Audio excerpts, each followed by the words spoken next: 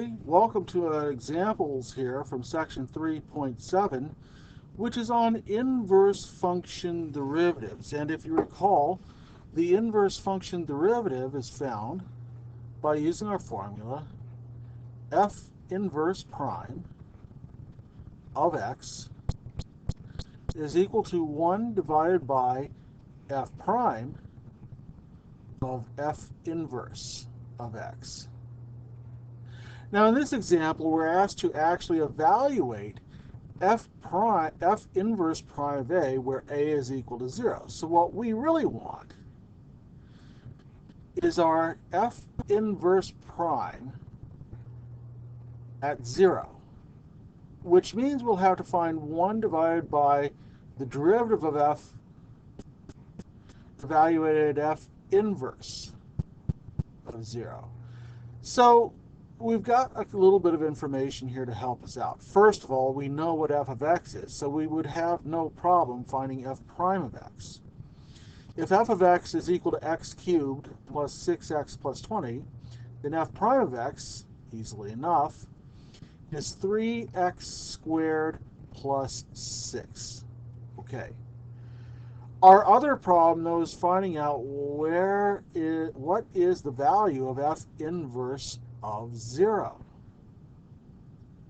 Well, find that f inverse of 0, right? That's some number. Actually, we don't know that it's equal to 0, right? So I better be careful right here. Correction right here. We don't know what this is. So we've got to figure out a way to find it.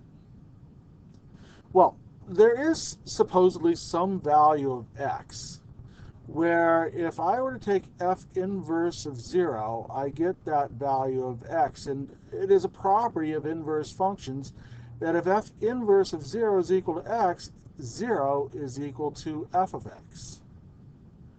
So what could we say? Well, that would mean that 0 is equal to x cubed plus 6x plus 20. So our challenge here is figuring out, where does this happen? Now there's any number of techniques that we could use to find that. There are in fact zero finding techniques for polynomials of all kinds, but I figured that the easiest one for us might be to note that our graph can be found on a program such as Desmos or GeoGebra or a graphing calculator fairly easily. So if you were to graph this on a function like I use Desmos, I found my function f of x is shown right here. And if I'm looking for where f of x is equal to 0, I'm looking for the x value which that occurs. So when I look, it appears to be at x equals -2.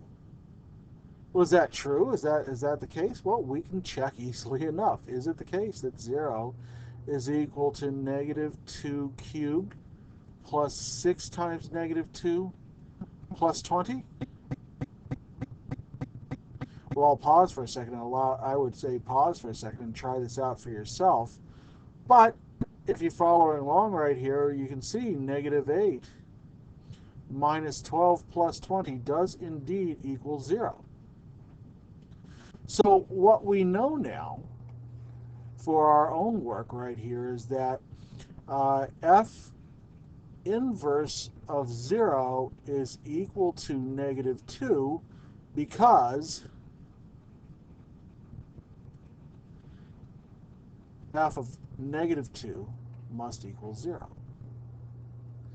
All right, so how do we use that? Well, let's go back to our formula now. So if we're interested in finding f inverse prime at 0, we're going to take 1 divided by our derivative of f of x, so that is 3 and f inverse prime of 0 squared plus 6.